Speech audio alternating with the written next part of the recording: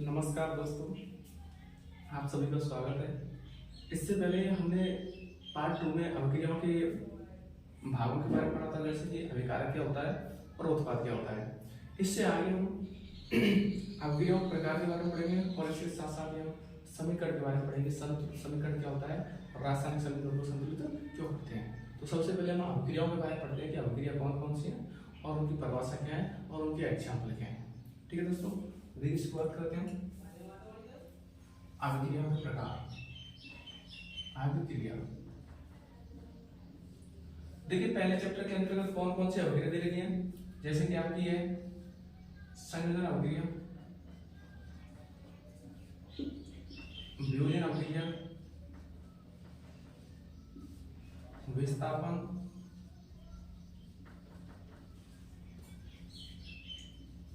विस्थापन के साथ साथ द्विविस्थापन,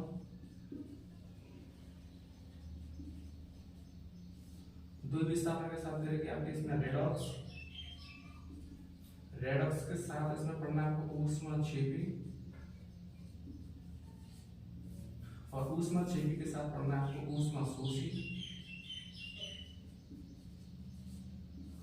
और उसके बाद पढ़ना है आपको भौतिक परिवर्तन और रासायनिक परिवर्तन।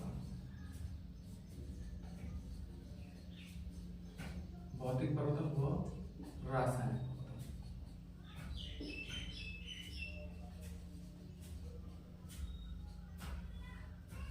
ये सारी चीजें पढ़नी है आपको इस यूनिट के अंदर, इस पार्ट के अंदर। कि अभिक्रिया किसे कहते हैं, अभिक्रियाओं के प्रकार की संयोजन अभिक्रिया, संयोजन अभिक्रिया के एग्जांपल। जैसे प्रश्न आता है कि एक बार प्रश्न आया था कि संयोजन अभिक्रिया को वियोजन अभिक्रिया के विपरीत क्यों कहा जाता है, कि संयोजन अभिक्रिया को वियोजन अभिक्रिया के विपरीत क्यों कहा जाता है। तो उसमें आपको संयोजन अभिक्रिया की भी परिभाषा लिखनी थी और वियोजन अभिक्रिया की भी परिभाषा लिखनी थी।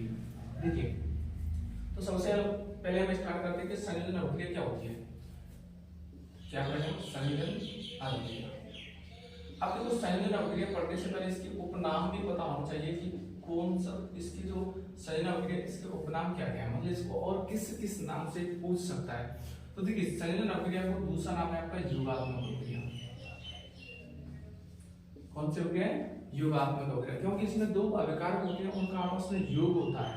दो या दो से अधिक अभिकारक होंगे, उनका आपस में क्या होगा, योग होगा, इसलिए इसको योगात्मक अभिक्रिया बोलते हैं। और योगात्मक अभिक्रिया को इंग्लिश में बोलते हैं एडिशनल अभिक्रिया, एडिशनल रिएक्शन। इसके साथ साथ इसका एक और नाम है, इसको संयुग्मन अभिक्रिया।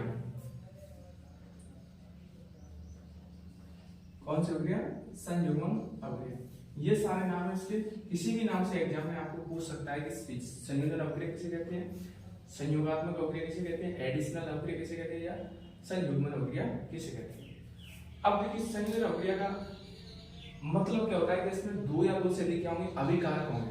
कितने होंगे, दो या दो से अधिक अभिकारक होंगे और जुड़कर के एकल उत्पाद बनाएंगे। कितने उत्पाद बनाएंगे, एक उत्पाद बनाएंगे, तो उसको कहेंगे हम संयोजन अभिक्रिया। बात करें जैसे कि मैग्नीशियम है, ठीक है ना, मैग्नीशियम है, इसकी अभिक्रिया हम ऑक्सीजन के साथ कराएं, मतलब मैग्नीशियम का दहन कराएं, दहन कराएंगे तो क्या बनेगा, MgO, मैग्नीशियम ऑक्साइड। जब मैग्नीशियम का ऑक्सीजन की उपस्थिति में दहन कराते हैं तो क्या बनता है, मैग्नीशियम ऑक्साइड बनता है। अब इधर देखो, इसमें जो एरो से पहले होते हैं वो तो क्या होते हैं, आपके अभिकारक होते हैं। एरो से पहले होंगे वो क्या होंगे, आपके अभिकारक, जैसे कि मैग्नीशियम है और ऑक्सीजन है, दोनों क्या है, आपके अभिकारक है। और उत्पाद कितना होगा, एरो के बाद जो होगा वो क्या होगा, आपका उत्पाद होगा। उत्पाद क्या है इसमें, मैग्नीशियम ऑक्साइड। जब इसको बोलते हैं मैग्नीशियम,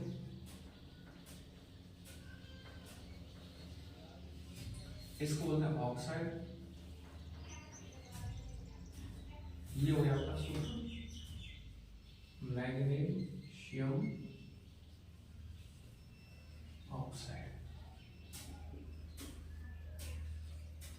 ठीक है दोस्तों, अब ये बताओ मुझे देख करके कि इसमें अभिकारक कितने हैं, अभिकारक कितने इसमें। तो अभिकारक आप सभी को दिख रहे होंगे, एक तो मैग्नीशियम है और दूसरा क्या है, ऑक्साइड है। तो अभिकारक कितने इसमें, दो है, और उत्पाद कितना बन रहा है, एक बन रहा है, ओनली एक।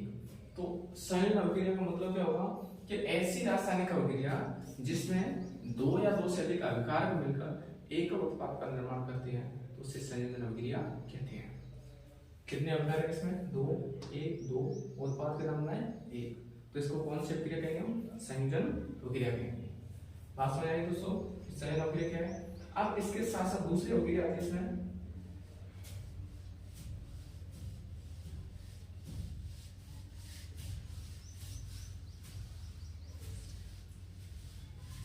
दूसरी अभिक्रिया है। दूसरी अभिक्रिया का नाम क्या है? ये तो संयोजन हो गई। दूसरी अभिक्रिया इसका नाम है वियोजन अभिक्रिया।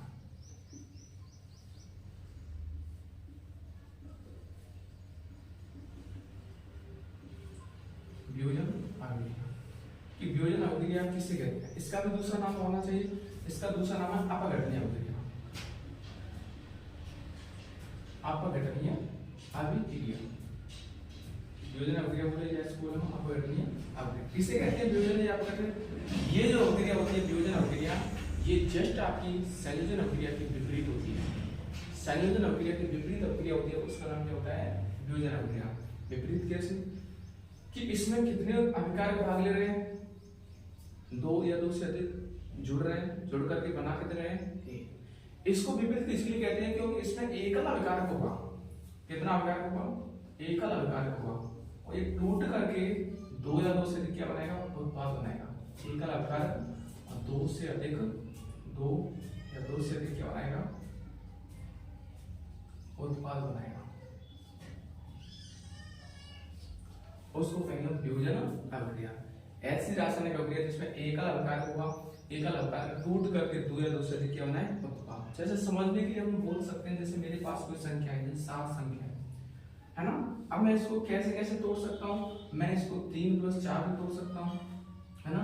7 इस द्वारा से मैं इसको कैसे तोड़ सकता हूँ? 2 + 1 + 3 भी तोड़ सकता, 4 भी तोड़ सकता हूँ। अभी 7 हो रहे हैं, तो ये कितने अभिकारक हुए? एक टूट कितने रहे? 2 या 2 से अधिक उत्पाद में, तो कौन सी अभिक्रिया कहलाएगी? वियोजन अभिक्रिया। कौन सी अभिक्रिया कहलाएगी? वियोजन अभिक्रिया। एग्जाम्पल जैसे इसकी बात करें, अब सुनो पहले इसके एग्जाम्पल सुनने से पहले इसके प्रकार के बारे में मान लीजिए। ये जो वियोजन अभिक्रिया है ये कितने प्रकार की होती है? तो वियोजन अभिक्रिया होती है 3 प्रकार की होती है। कितने प्रकार की होती है? 3 प्रकार की।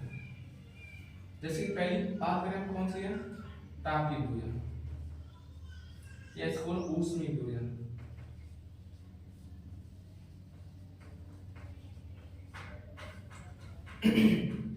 कौन सी बात करें? तापीय वियोजन या ऊष्मीय वियोजन। दूसरी अभिक्रिया की बात कर रहे हैं। दूसरी अभिक्रिया का नाम क्या होता है? दूसरी अभिक्रिया आपकी वैद्युत अपघटन।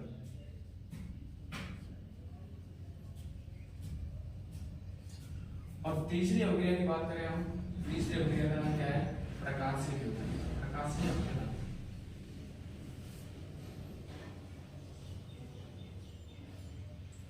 ठीक है। वियोजन के 3 प्रकार होते हैं। 3 प्रकार से वियोजित हो सकता है पदार्थ। एक तो तापीय या ऊष्मीय वियोजन, कोई भी पदार्थ है उसको हम ताप या ऊष्मा दें। क्या दें? ताप या ऊष्मा। जब हम उसको ताप या ऊष्मा देंगे तो जो एकल अभिकारक होगा टूट करके 2 या 2 से अधिक उत्पाद बन जाएगा। तो ऐसे अभिक्रिया को बोले हम तापीय वियोजन अभिक्रिया। दूसरी अभिक्रिया कौन सी होती है? वैद्युत अपघटन। जब कोई अभिकारक है उसको उसके जली विलय में हम विद्युत धारा प्रवाहित करते हैं, उसका वैद्युत अपघटन करा दें, या विद्युत के द्वारा अगर उसका अपघटन होगा तो उसको बोलेंगे हम वैद्युत अपघटन। तीसरे प्रकाश से अपघटन। प्रकाश से अपघटन का मतलब होता है कि जब अभिकारक प्रकाश की उपस्थिति में टूटता है, किसकी उपस्थिति में टूटे? प्रकाश की उपस्थिति में टूटे, तो उसको बोलेंगे प्रकाशीय अपघटन। इसका बहुत अच्छा एग्जांपल इसमें से एक प्रश्न आता है यहाँ से कि श्याम श्वेत फोटोग्राफी में किसका उपयोग किया जाता है? जो श्याम श्वेत फोटोग्राफी होती है करने के लिए किसका इस्तेमाल किया जाता है? तो प्रकाशीय अपघटन का एक एग्जांपल जिसका नाम है AgPr। सिल्वर ब्रोमाइड होता है, इसका इस्तेमाल किया जाता है श्याम श्वेत फोटोग्राफी। अब ये तीनों प्रकार आपने पढ़ लिए। अब तीनों प्रकारों के आपके एग्जांपल भी पता होने चाहिए कि किसका कौन सा एग्जांपल है। तो देखिए, जो तापीय या ऊष्मीय वियोजन है इसका एग्जांपल क्या है? कि जैसे बात करूं मैं, क्या मेरे पास कैल्शियम कार्बोनेट है CaCO3, ठीक है ना। क्या है इसका? Calcium carbonate. अच्छा, इसको कार्बो3 मत बोल देना, ठीक है ना। कुछ वाले बोल देते हैं इसको, वो सीधे इंग्लिश पढ़ते हैं कि ये सब कार्बो3 है। कार्बो3 नहीं है, ये कैल्शियम कार्बोनेट है। अब कैल्शियम कार्बोनेट को जब हम ऊष्मा देंगे, ऐसे ऊष्मा का चिन्ह होता है इस प्रकार त्रिभुज के से। जब इसको हम हीट देंगे तो ये किस में टूट जाता है, कैल्शियम ऑक्साइड प्लस CO2। ठीक है, कितने अवकार रहते हैं, एक टूट कितना रहा है, 2 या 2 से अधिक में, तो कौन सी अभिक्रिया होगी, तापीय या ऊष्मीय अपघटन। और देखिए और क्या आपके इसमें फॉर एग्जांपल है PbNO3 का होल ट्वाइस। इसको जब हम क्या देंगे, हीट देंगे तो ये किस में टूटेगा, lead oxide plus nitrogen dioxide plus oxide. कितने अभिकारक बन रहे हैं, उत्पादन से 2 या 2 से अधिक। अभिकारक कितना है, 1। ये कौन सी अभिक्रिया होगी आपकी, कौन सी अभिक्रिया होगी दोस्तों, ये अभिक्रिया का नाम हो गया तापीय ऊष्मीय वियोजन।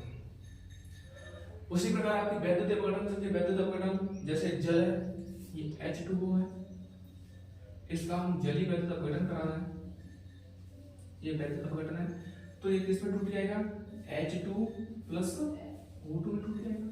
ये किसका सूत्र हो गया, ये कौन सा एग्जाम्पल हो गया आपका, वैद्युत अपघटन का। ये दोनों किसके एग्जाम्पल हो गए आपके, तापीय या ऊष्मीय वियोजन के। अच्छा, प्रकाश अपघटन का कौन सा, देखो एक तो है सिल्वर ब्रोमाइड है, इसका हम अल्ट्रावायलेट मतलब प्रकाश की उपस्थिति में इसका हम अपघटन कराएंगे तो किस में टूटेगा, ये Ag प्लस Br2। और जैसे AgCl है, इसका भी हम प्रकाश अपघटन कराएंगे तो किस में टूटेगा, Ag प्लस Cl2। ठीक है दोस्तों, तो ये क्या है, ये आपके वियोजन अभिक्रिया के प्रकार। एक बार दोबारा देख लेते हैं, क्या पढ़ते हैं, संयोजन अभिक्रिया पढ़ते हैं। संयोजन अभिक्रिया का दूसरा नाम क्या है, योगात्मक अभिक्रिया, इसको एडिशनल अभिक्रिया बोलते हैं, इसको संयुग्मन अभिक्रिया बोलते हैं। जैसे Mg+O2 एरो MgO, कितने अभिकारक इसमें, 2, उत्पाद का नाम है 1, तो इसको बोलेंगे हम संयोजन अभिक्रिया। वियोजन अभिक्रिया क्या होती है कि ऐसी अभिक्रिया जिसमें एकल अभिकारक टूट करके 2 या 2 से अधिक उत्पाद बनाएगा, उसको बोलेंगे वियोजन अभिक्रिया। ये 3 आधार पर वियोजित हो सकती है, यदि उसको ऊष्मा या प्रकाश, ऊष्मा या उसको एक तरह से ताप देंगे तो टूट जाएगा, तो उसको बोले ऊष्मीय अपघटन। यदि उसको विद्युत धारा प्रवाहित करने पर टूट रहा है तो उसको बोले वैद्युतीय अपघटन, और यदि वो प्रकाश की उपस्थिति में टूट रहा है तो उसको बोले प्रकाशीय अपघटन। जैसे कि प्रत्येक एग्जांपल है, कैल्शियम कार्बोनेट है, ये टूट रहा है ऊष्मा की उपस्थिति में तो CaO plus CO2। Lead nitrate है, ये टूट रहा है ऊष्मा की उपस्थिति में PbO plus NO2 plus O2। और जो प्रकाश वैद्युत की उपस्थिति टूट रहा है H2 प्लस O2, और प्रकाश के ऊपर से टूट रहा है Ag तो Ag plus Br2, AgCl Ag plus Cl2। ठीक है दोस्तों,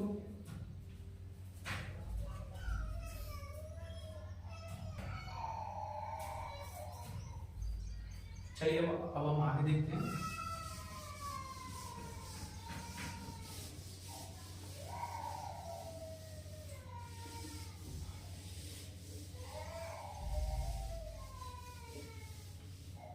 चलिए, अभी तक हम 2 अभिक्रिया पढ़ते हैं, एक तो संयोजन अभिक्रिया और एक वियोजन अभिक्रिया।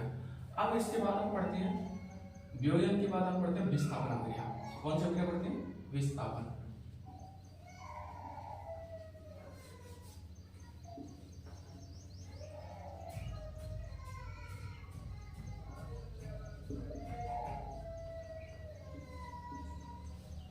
विस्थापन अभिक्रिया, विस्थापन अभिक्रिया का मतलब क्या होता है कि ऐसी अभिक्रिया जिसमें जो अधिक क्रियाशील तत्व होगा वो कम क्रियाशील तत्व को उसके यौगिक के विलयन में से विस्थापित कर देगा।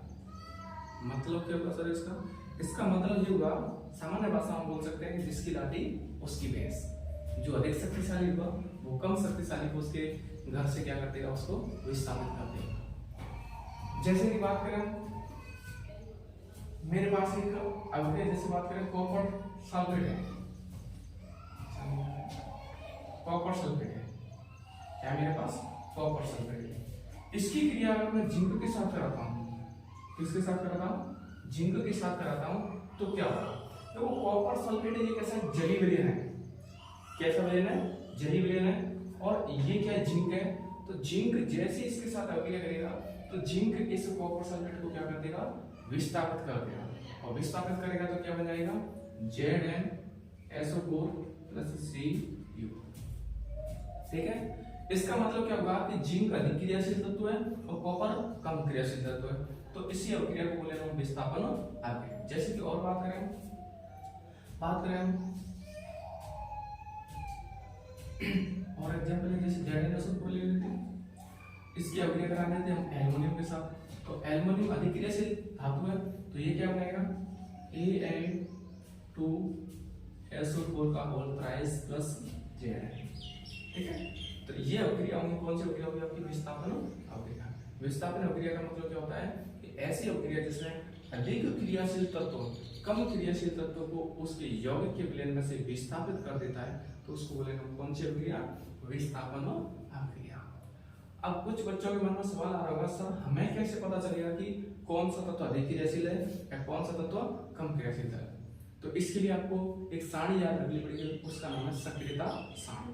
सक्रियता सारणी में तत्वों को क्रियाशीलता के आधार पर वर्गीकृत किया गया है कि जिसमें सबसे अधिक क्रियाशील तत्व आपके पोटेशियम है, उसके बाद सोडियम है, फिर उसके बाद कैल्शियम है, मैग्नीशियम है, एल्युमिनियम है, जिंक है, आयरन है, ये सभी है।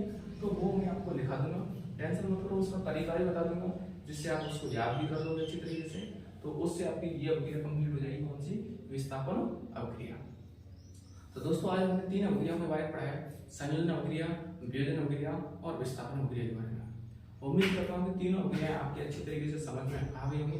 और फिर भी अगर किसी को कोई डाउट होता है तो आप पूछ सकते हैं, मेरे मोबाइल नंबर पर भी व्हाट्सएप मैसेज कर सकते हैं। मेरा मोबाइल नंबर है आपका चल नहीं रहा है,